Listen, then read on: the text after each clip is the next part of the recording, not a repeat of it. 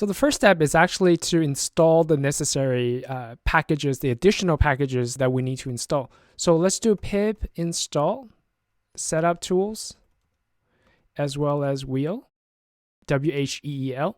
So we'll go ahead and install those. And then we're going to make a new directory. So let's just make directory and say network package. And let's also go ahead and create a init.py file. Cool.